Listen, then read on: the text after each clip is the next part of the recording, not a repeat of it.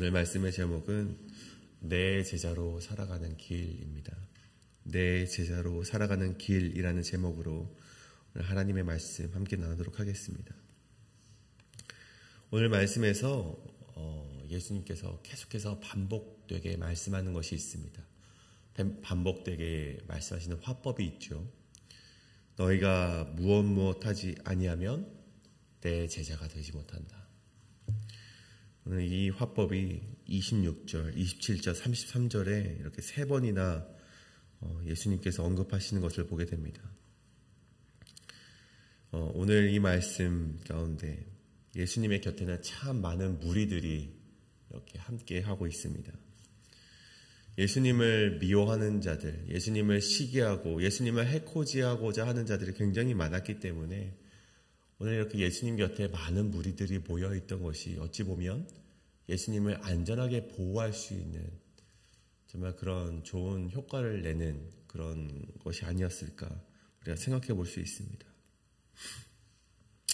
하지만 오늘 예수님의 행보를 보면 예수님께서는 그렇게 몰려든 무리들을 보며 그래도 이렇게 많은 무리들이 있을 때 저들이 나를 해코지하지 못하겠지라고 생각하셨다기보다는 또 이 무리들이 그래도 말씀을 듣고자 하니 저 나를 따르지 않는 자들보다는 낫다라는 듯한 이런 생각들을 전혀 하지 않는 것을 보게 됩니다.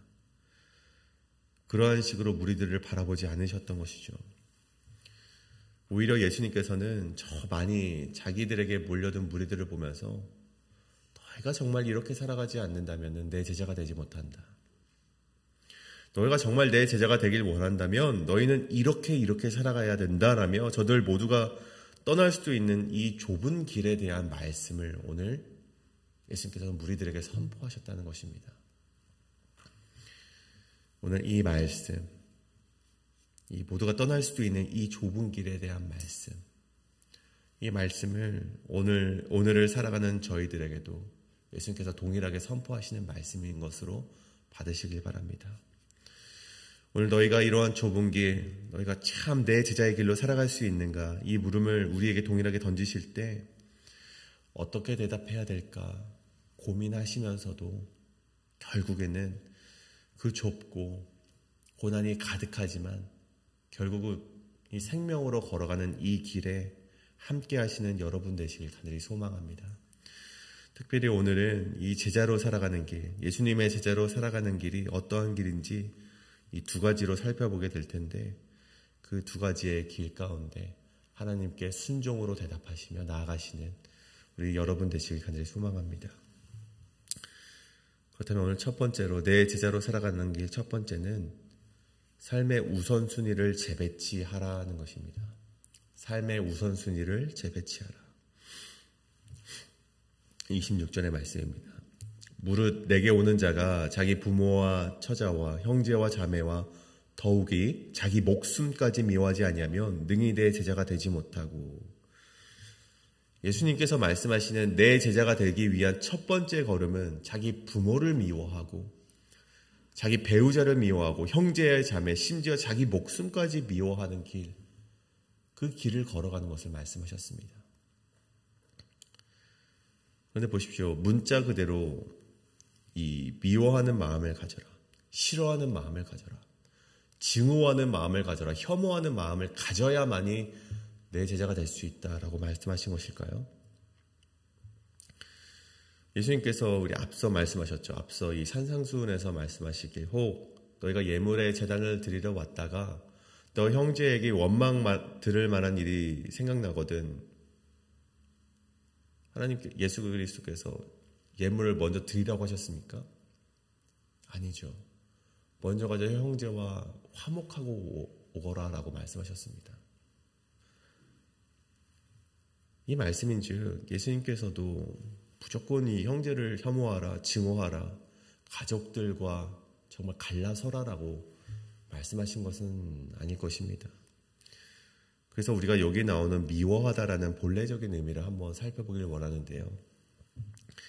이 미워하다라는 원어를 보게 되면 이 미세이라는 단어가 기록이 됩니다.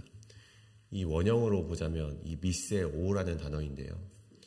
미세오라는 단어는 맞습니다. 이 싫어하다라는 말, 이 미워하다라는 뜻을 가지고 있기도 하지만 이 미세오라는 단어는요, 이 비교급이라는 그런 의미가 담겨져 있습니다. 그러니까 어떤 것보다 어떤 것을 덜 사랑하라. 너희가 어떤 사랑하는 것이 있다면 그것보다 덜 이것을 사랑하라. 이런 비교급의 단어가 바로 이 미세오라는 단어인 것이죠. 그래서 오늘 본문에 좀 적용해 보길 원합니다. 이 본문에 적용을 해본다면 예수님을 따르기 위해서 너희가 사랑했던 다른 사랑거리들을 예수님보다 덜 사랑해야지만 너희가 내 제자가 될 수 있다. 그런 말로서 우리가 적용해 볼 수 있을 것 같습니다.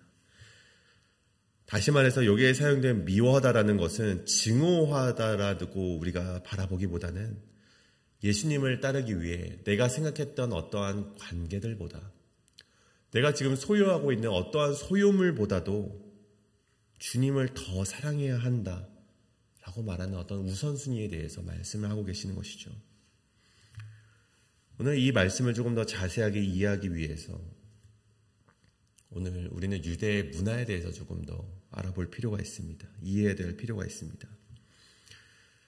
유대 문화는요, 우리 한국 문화와 아주 비슷한 것처럼 이 가족 중심의 문화가 이루어져 있었습니다. 그래서 예수님을 향한 수식어가 어떻습니까? 어떤 메시아적인 수식어를 버리고서라도 예수님을 향한 수식어는 요셉의 아들 예수였습니다. 예수님뿐만이 아니죠. 많은 이들이 이러한 수식을 가지고 있었습니다. 이 세베대의 아들 야고보, 누구누구의 아들 누구, 이런 식으로 어떤 아버지를 통한 나의 정체성이 만들어져 가는 것이 바로 유대 문화였죠. 나는 어떤 지파의 사람이다. 나는 어떤 가문의 사람이다 라고 그 사람의 정체성이 만들어지는 것이 바로 유대 문화라는 것이죠. 심지어 율법마저도 이런 가족 중심의 법으로 이루어져 있습니다. 십계명을 보면 이 하나님을 공경하는 것 외에 인간의 법에서 나오는 그 중요한 법이 하나가 이 부모를 공경하라는 법이 가장 먼저 나오고, 또 가문의 명예를 향한 법이 제정되어 있고, 유산 상속에 대한 법이 제정되어 있고요. 또 심지어 이 계대 결혼법이라고 해서 형이 죽으면 동생이 형수와 결혼하여서 후손을 이어가는 가문을 지켜가는 방법에 대해서 율법은 이야기하고 있다는 것입니다. 여러분, 심지어 디모데에게 편지를 보냈던 바울의 말씀, 디모데 전서 이 5장 8절의 말씀을 보면 이런 말씀이 기록이 되어 있습니다. 누구든지 자기 친족, 특히 자기 가족을 돌보지 아니하면 믿음을 배반한 자요 불신자보다 더 악한 자니라. 즉 가족과 가문은 신앙과 아주 긴밀하게 연결이 되어 있고 믿음과 연관이 되어 있는 것임을 우리가 말씀을 통해서 충분히 담재해낼 수 있는 것이죠.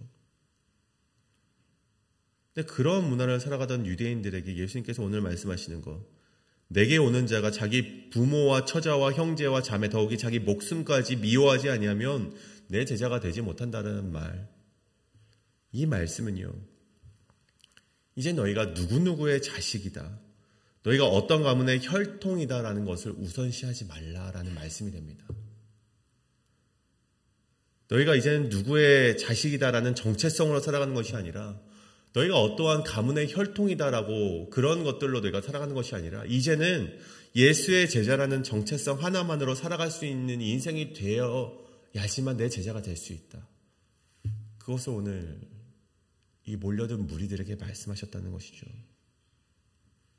다시 말해서 너희의 존재의 기반, 너희가 살아왔던 정체성을 새롭게 정렬하라라는 말씀인 것입니다. 여러분, 예수의 제자라는 것이 누구입니까? 내가 어떠한 공동체의 일원이냐? 그런 것은 중요하지 않습니다.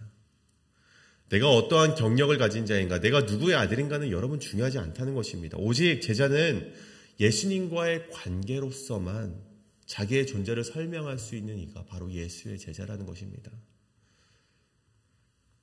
여러분, 오늘 여러분의 정체성은 무엇으로 이루어져 있으십니까? 이 회의빌당의 오랜 토박 생활로 인해 만들어진 여러분 그런 정체성으로 여러분 살아가고 계십니까? 혹 아니면 여러분이 세워온 공로나 나를 이 땅에 안정되게 만드는 그런 것으로부터 여러분의 정체성을 만들어 가십니까? 오늘 예수님께서 말씀하시는 것은 너희의 우선순위를 재정립하라. 그런 것들을 이제는 내려놓고 너희가 예수의 제자 그 하나의 정체성으로 살아갈 수 있느냐? 너희가 여지껏 살아오고 여지껏 쌓아온 그런 공로를 제외하고서라도 너희가 나로서만 살아갈 수 있느냐?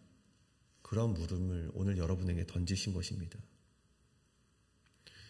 여러분, 저와 여러분이 지금 가지고 있는 삶의 우선순위를 이 시간 재정렬하기를 원합니다.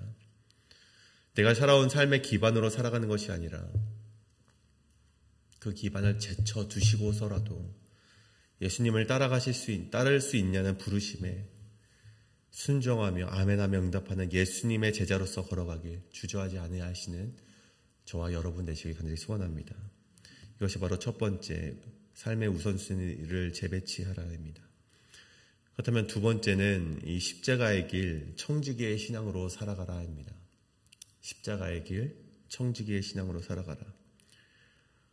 오늘 예수님께서 26절에 이렇게 좀 불편한 말씀, 어려운 말씀을 전하였지만 이 무리가 떠났다든가 아니면 이후에 어떠한 일이 벌어진 것에 대해서는 기록을 하지 않고 있습니다.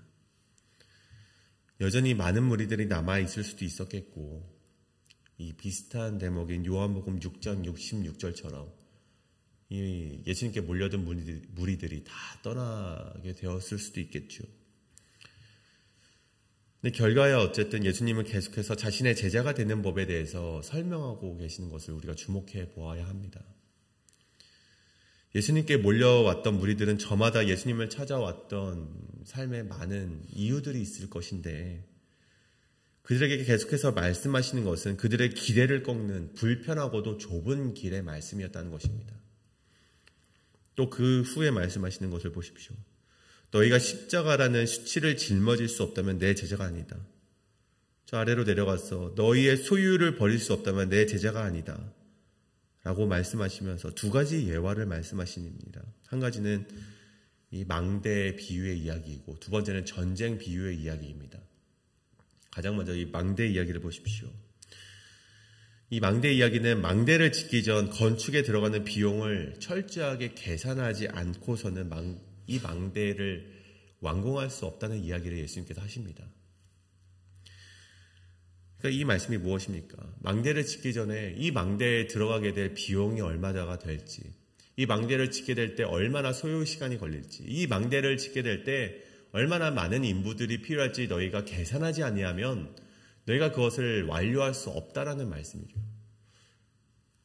너희가 제자가 된다는 것이 어떠한 길인지 알지 못하고서는 너희가 이것을 결단하지 않고서는 참된 제자로서 그 길을 완수할 수 없음을 예수님께서 말씀하신 것입니다. 예수님의 제자가 된다는 것은 즉흥적인 마음으로, 순간적인 열정의 마음으로는 되지 않는다는 것이죠. 예수님의 제자가 되기 위해 냉철한 판단과 다가올 고난까지도 계획하며 염두에 두라는 예수님의 비유의 말씀인 것입니다. 두 번째 비유, 이 전쟁 이야기를 보십시오. 전장에서 군사력을 측정하듯이 정확한 판단과 계획을 세우지 못하면 전쟁에서 패배할 수 없다는 것입니다. 만약 지피지기 내가 적군보다 이 군사력이 적다면 가서 화친을 청하라, 항복하라는 것이죠. 이 말씀 역시 정확한 판단과 계획을 세우라는 말씀으로 너희가 뜨거운 열정만으로는 제자가 될 수 없다. 너희 삶의 문제가 해결되길 바라고 나오는 단순히 앞에 놓인 문제만을 해결하기 위하여서 예수님의 제자가 되겠습니다라고 말하는 것만으로는 제자의 길을 완수할 수 없다라는 예수님의 말씀인 것입니다. 여러분, 열정만으로 신학할 때 우리는 작은 시험조차 이길 수 없음을 우리가 경험해봐서 알지 않으십니까? 여러분, 자기의 십자가를 짊어지는 결단이란 무엇입니까? 내가 고난당할 줄 알면서도 자발적인 고난에 참여하는 것이 십자가를 짊어지는 삶이고, 나의 희생이 필요한 것임을 알면서도 희생의 길로 걸어가기를 아니하는 것이 바로 이 십자가의 길 아니겠습니까? 여러분, 그리스도인이란 누구입니까? 여러분, 고난에 자발적으로 참여하는 자들이 바로 그리스도인입니다. 그리스도인이 되겠다고 말하면서도 나에게 주어진 고난을 피하기만을 기도한다면 여러분, 그것이 어떻게 그리스도인이라고 말할 수 있겠습니까? 여러분, 예수님의 십자가를 함께 짊어지는 삶이란 우리가 그것마저도 결단하며 나아가는 신앙임을 우리가 믿으시길, 결단하시길 간절히 소원합니다.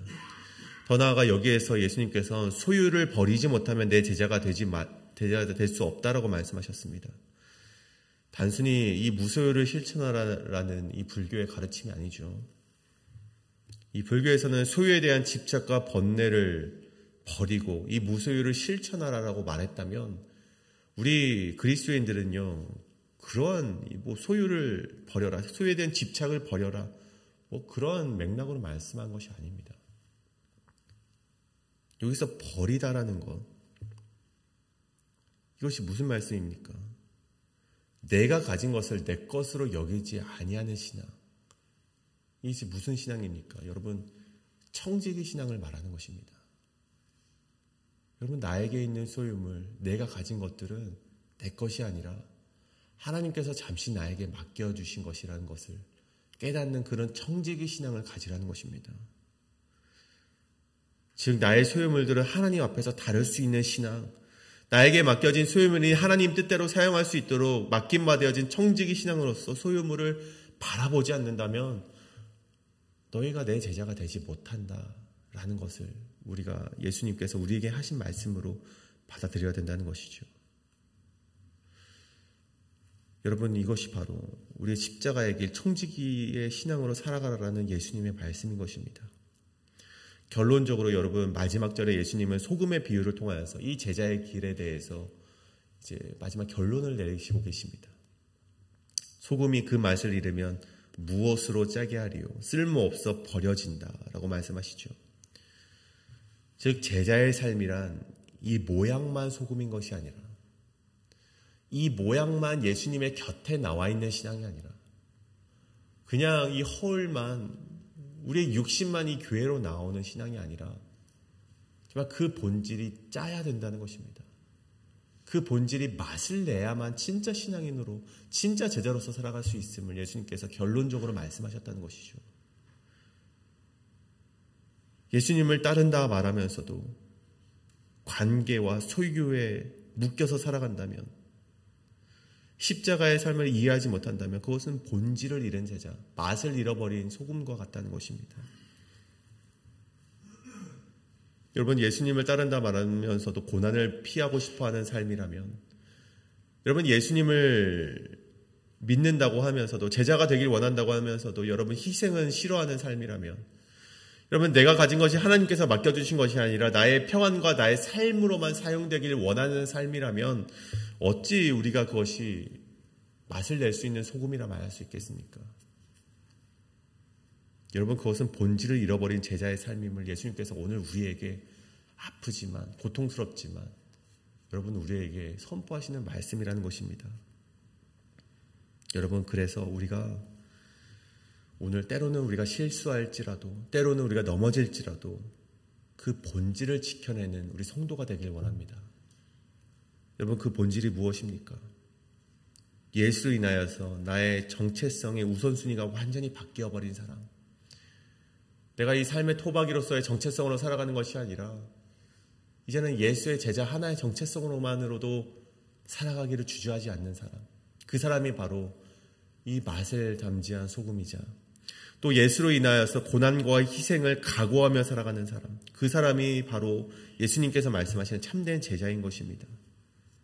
예수로 인해 청지기로서 살아가기를 주저하지 않는 사람, 그 사람이 바로 예수님께서 말씀하시는 내 제자라는 것이죠.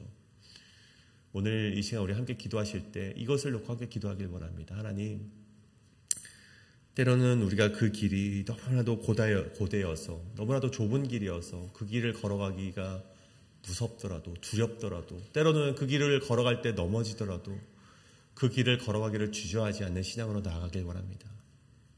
때로는 나의 삶의 정체성, 나의 가족을 우리가 내려놓고 이제는 예수의 제자 하나만으로서도 만족할 수 있는 그런 삶으로 살아가길 원합니다. 예수로 인하여서 고난과 희생이 우리 눈앞에 보일지라도 우리가 그것을 각오하며 내가 그 고난의 길로 걸어가기를 주저하지 않는 그런 제자로서 살아가길 원합니다. 또 예수로 인하여서 내 소유물들을 내려놓고 청지기로서 하나님이 원하시는 것에 그것을 내어드릴 수 있는 그런 사람, 그러한 제자가 내가 되길 원합니다.